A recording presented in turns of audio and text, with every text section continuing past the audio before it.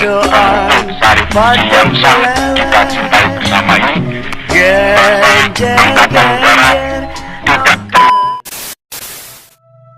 Halo, sahabat dongeng sejarah. Apa yang ada di pikiranmu saat mendengar kata G30 SPKI? Sebuah pemberontakan, upaya perebutan kekuasaan, atau sebuah operasi rahasia yang konon dilakukan oleh CIA? Peristiwa G30 SPKI memang menjadi sejarah kelam bangsa ini. Kala itu, ada pergerakan yang ditenggarai akan melakukan kudeta pada pimpinan tertinggi, Presiden Soekarno. Malam itu, 6 orang jenderal dan 1 orang prajurit dihabisi. Dengan dalih, jenderal-jenderal itu dituduh membuat Dewan Jenderal. Namun, banyak sekali kejanggalan yang terjadi dalam fase tersebut, bahkan peristiwa ini juga menjadi masa transisi dan pemisahan dari dua era, yaitu Orde Lama dan Orde Baru. Isu PKI menjadi hal yang cukup sulit dibahas di masa Orde Baru, karena pada masa ini untuk menyebut nama PKI saja sudah sangat tabu. Akhirnya, kebenaran peristiwa itu pun dipertanyakan, terlebih setelah Soeharto membuat film yang merekonstruksi ulang G30 SPKI dengan memilih Arifin C. Nur sebagai sutradaranya.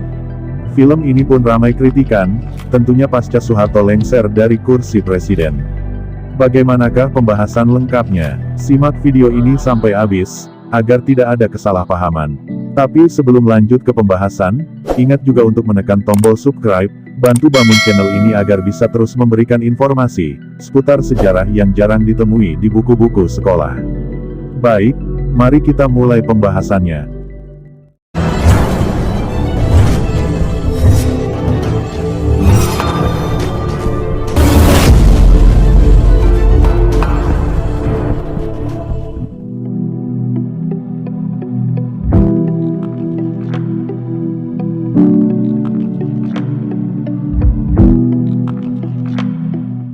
Soeharto adalah Presiden kedua Republik Indonesia. Ia menggantikan Soekarno setelah meletusnya peristiwa G30 SPKI.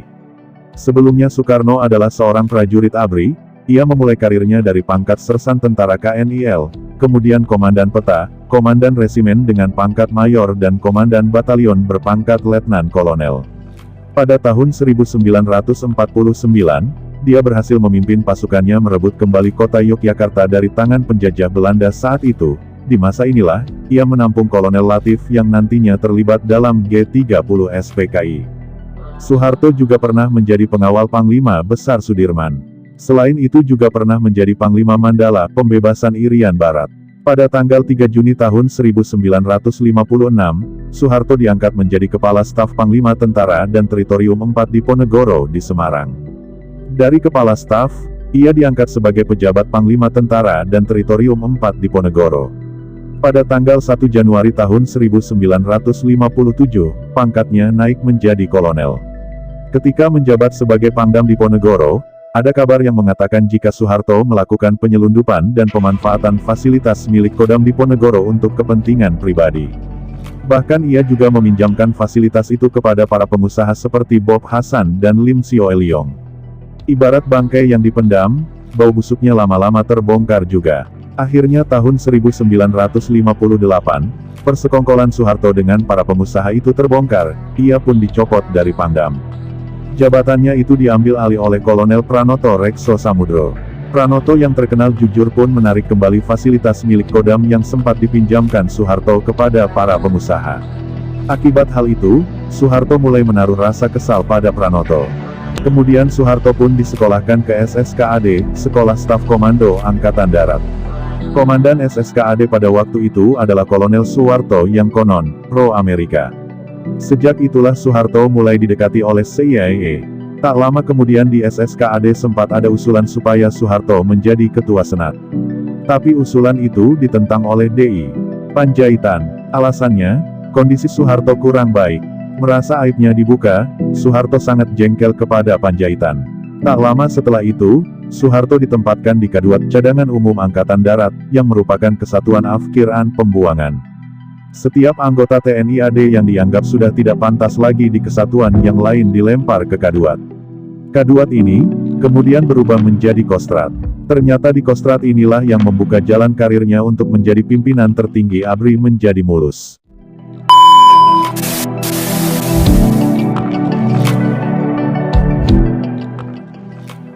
Mari kita lihat dari kesaksian Soeharto, tentang pertemuannya dengan Kolonel Latif selaku tokoh PKI yang cukup aktif sebelum peristiwa G30 SPKI. Dalam setiap wawancara, Soeharto memberikan keterangan yang berbeda-beda. Dalam wawancaranya dengan Der Spiegel, tanggal 19 Juni tahun 1970, Soeharto mengakui bahwa dia memang ditemui Latif di RSPAD, beberapa jam sebelum terjadinya pembunuhan itu. Tapi, katanya, Latif tidak memberikan informasi apapun. Dia justru akan membunuh saya. Tapi, karena saya berada di tempat umum, dia mengurungkan niat jahatnya itu, kata Soeharto. Ini sebuah kesaksian yang aneh. Kolonel Latif. Selain Letkol Untung Samsuri, Komandan Batalion 1 Cakrabirawa, Latif adalah orang yang sangat dekat dengan Soeharto. Seorang mantan pejabat di bidang intelijen RI, mengatakan, dalam kaitan ini, Soeharto justru mendasarkan pengetahuannya dari Latif dan Untung bahwa Nasution dan Yani CS akan dibunuh. Latif sendiri pernah menuturkan bahwa karir kemiliterannya memang nyaris selalu mengikuti jejak Soeharto. Kenyataan ini, kata Latif, pada gilirannya membuat dia dan Soeharto seperti bukan lagi sekadar bawahan atasan, melainkan sudah menjadi sepasang sahabat, bahkan saudara. Soeharto tahu bahwa Latif tidak mungkin berbuat negatif terhadapnya. Letkol Untung pun demikian. Ia anak buah Soeharto ketika di Banteng Riders Jawa Tengah yang kemudian dikirim ke Irian. Soehartolah satu-satunya perwira tinggi yang menghadiri perkawinan Untung di Kebumen, Jawa Tengah. Dari kedua orang dekatnya yang dibina biro khusus inilah, menurut sumber tersebut, Soeharto tahu akan adanya gerakan. Oleh para jenderal, Soeharto waktu itu dianggap bodoh, karena itu tidak masuk Dewan Jenderal yang dipimpin Pak Yani, tuturnya. Tapi rupanya ia lihai memanfaatkan situasi.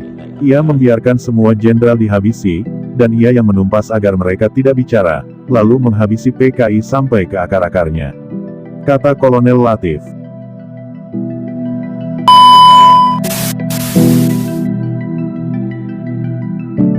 Pada akhir kepemimpinan Bung Karno, Indonesia telah menjadi papan catur untuk berbagai kepentingan.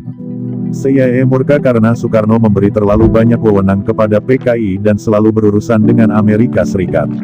Inggris tertarik karena proyek Dwi Kora bisa menjadi persiapan konflik dengan Malaysia. China tertarik untuk mempertahankan Indonesia sehubungan dengan terputusnya hubungan antara China dan Uni Soviet. Uni Soviet tidak mau ketinggalan karena komunis Indonesia dekat dengan Cina. Dan Jepang ingin memperkuat kepentingan ekonominya dengan Indonesia. Dan ketika Bung Karno jatuh sakit pada bulan Agustus, semua pihak merasa permainan sudah mendekati akhir. Mereka tancap gas dengan tujuan yang sama, menskakmat Soekarno dan meraih keuntungan masing-masing.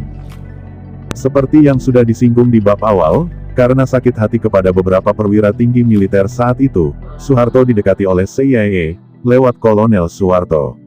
Dan juga menurut Anton, mantan agen CIA Indonesia, ia mengatakan, sebelum peristiwa G30 SPKI terjadi, Latif telah membocorkan upaya pembunuhan itu kepada Soeharto, namun Soeharto tak menggubrisnya. Menurut Anton, itu karena Soeharto memiliki kepentingan lain. Secara kasarnya, Soeharto ingin menghantam dua pihak sekali pukul.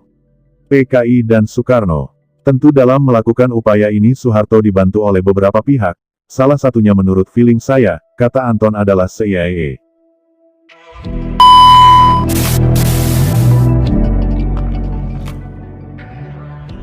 Ada tiga kontroversi yang muncul jika membicarakan surat perintah tanggal 11 Maret tahun 1966 Super Semar, yang menjadi momentum peralihan kekuasaan Presiden pertama RI, Soekarno, ke Soeharto. Pertama, menyangkut keberadaan naskah otentik Super Semar. Kedua, proses mendapatkan surat itu. Ketiga, interpretasi yang dilakukan oleh Soeharto. Sampai sekarang naskah otentik Super Semar masih belum diketahui keberadaannya. Yang ada hanyalah salinan-salinannya saja. Lalu proses pemberian Super Semar kala itu bukanlah kemauan Soekarno sendiri, melainkan pada saat itu Soekarno mendapatkan banyak tekanan yang pada akhirnya membuat Soekarno membuat Super Semar. Dan yang terakhir, isi dari Super Semar adalah perintah untuk pengendalian keamanan, termasuk keamanan dirinya sendiri. Bahkan Soekarno pernah menekankan bahwa surat itu bukanlah transfer of authority.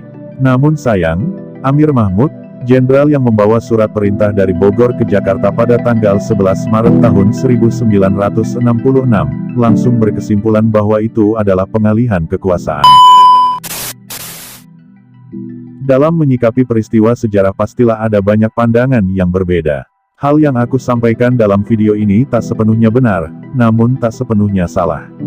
Karena bicara sejarah pastilah bicara sudut pandang pembuat sejarah. Untuk materi yang aku sampaikan dalam video ini, sedikit banyaknya aku ambil dari beberapa buku yang mana daftar buku itu aku tulis di kolom deskripsi. Sekian pembahasan kita untuk video kali ini. Jika ada peristiwa sejarah yang ingin dibahas, kamu bisa request di kolom komentar. Dan jangan lupa untuk membagikan video ini dan tekan tombol like juga subscribe, bantu bangun channel ini agar bisa memberikan informasi terkait sejarah dunia beserta konspirasi di dalamnya. Sampai jumpa di video selanjutnya.